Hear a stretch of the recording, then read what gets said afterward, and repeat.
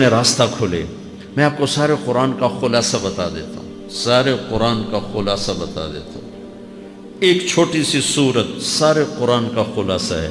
یاد رہے گی تو فائدہ اٹھاؤ گی، نہیں رہے گی تو فقیرانہ آئے صدا کر چلے، میاں خوش رہو ہم دعا کر چلے. چلو تمہارا اتنا تو احسان ہے کہ بیٹھ کے سن رہے ہو.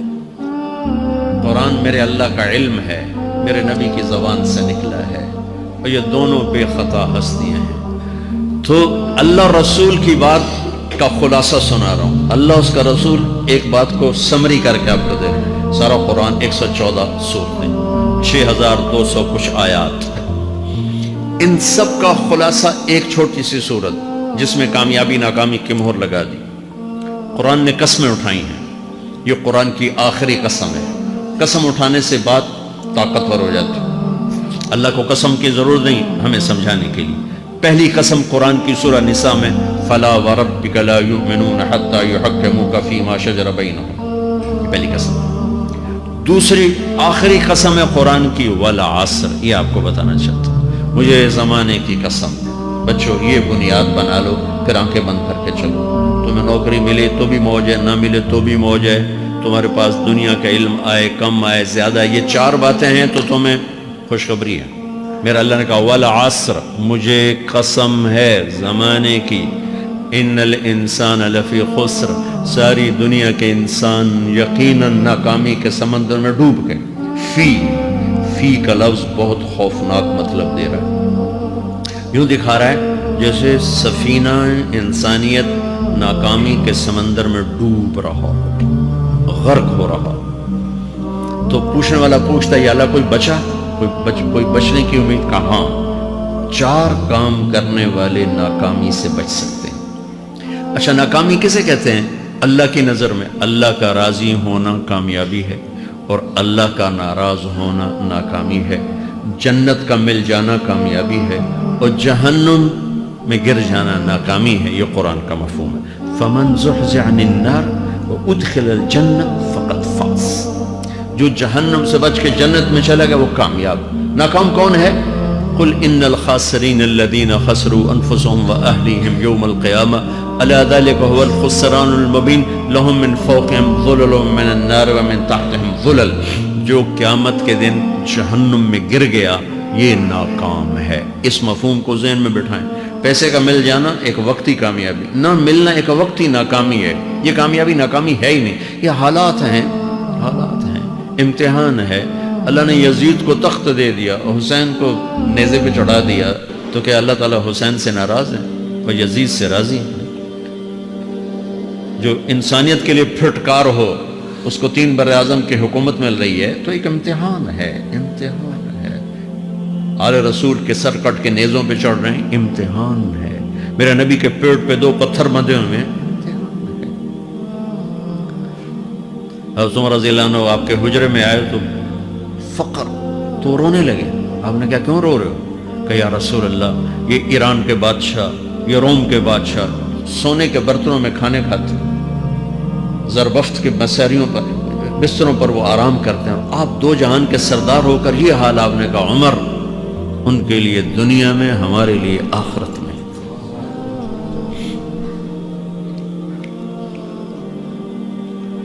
تو میرے اللہ نے کہا والعصر، زمانے کی قسم ساری دنیا کے انسان ناکام ہیں.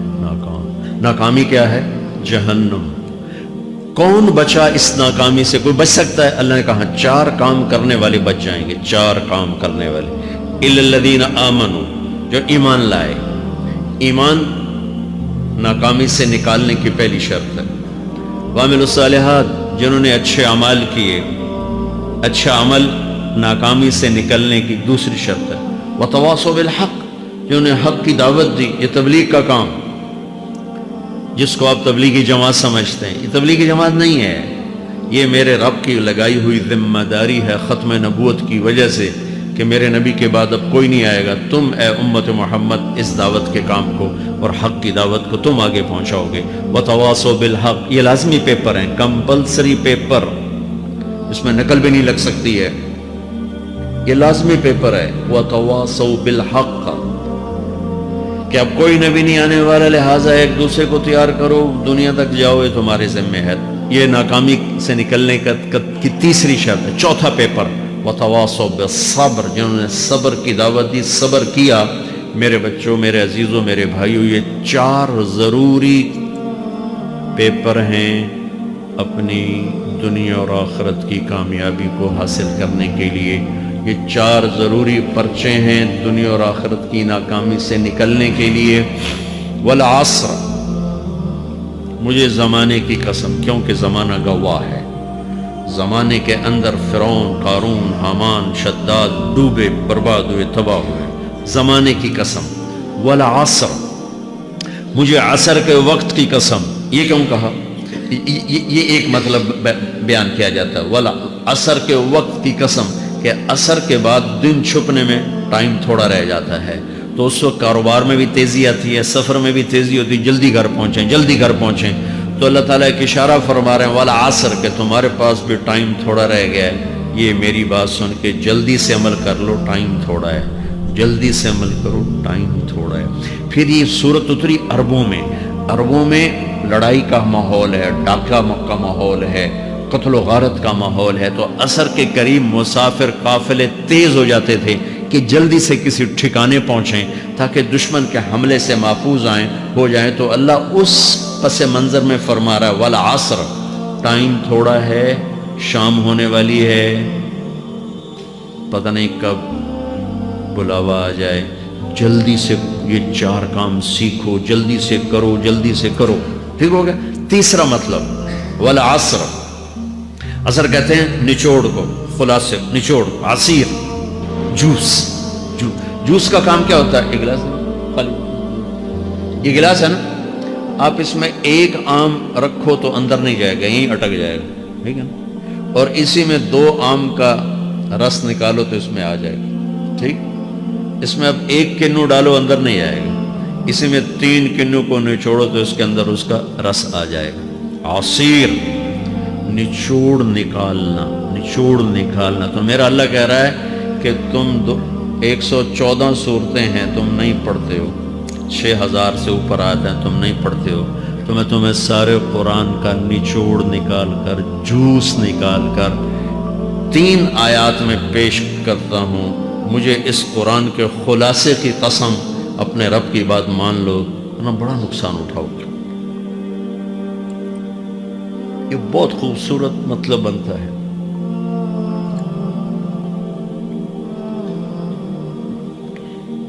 تو پہلی شرط ہے ایمان. ایمان کی شرط لگانے سے کافر ہمیشہ کے لیے ناکام ہو گئے. عمل کی شرط لگانے سے ایمان والے ناکام ہو گئے. یہ ناکامی کیا ہے؟ سیدھے جنت میں نہیں جائیں گے، وایا جہنم. باقی اللہ جسے چاہے معاف کرے.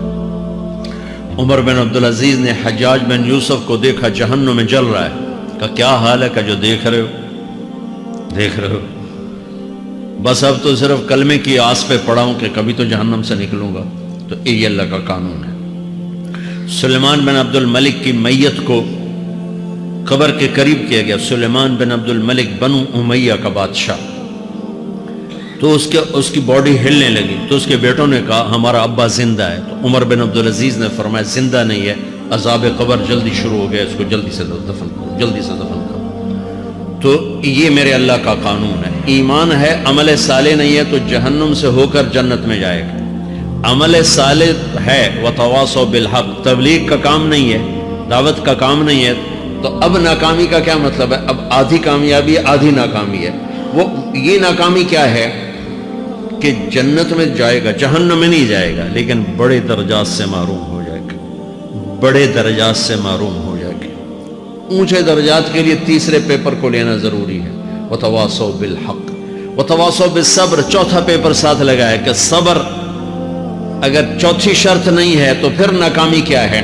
چوتھی شرط اگر نہیں پھر ناکامی کا ایمان بھی ہے، عمل بھی ہے، تبلیغ بھی ہے، صبر کوئی نہیں ہے تو پھر ناکامی کیا ہے؟ اس کی ایک مثال دیتا ہوں، اس سے آپ کو بات واضح ہو جائے گی. 20 ٹیمیں میدان میں اترتی ہیں تو وہ لڑتے لڑتے لڑتے لڑتے 2 رہ جاتے. یہ دونوں برابر ہوتی ہیں. آگے تقدیر چلتی ہے، تقدیر چلتی ہے. کرکٹ ہے، ہاکی ہے، فٹ بال ہے، یہ بڑے بڑے کھیل ہیں، آخر میں آخری دو ٹیمیں ایک دوسرے کے برابر کی ہوتی ہیں 19-20 کے فرق کے ساتھ، ان میں ایک جیت جاتا ہے ایک ہار جاتا ہے۔ ہارنے والے کو یہ اعزاز ہے کہ وہ سیکنڈ آیا، پوری دنیا کی سیکنڈ ٹیم ہے۔ کبھی ان کو خوش ہوتے دیکھا؟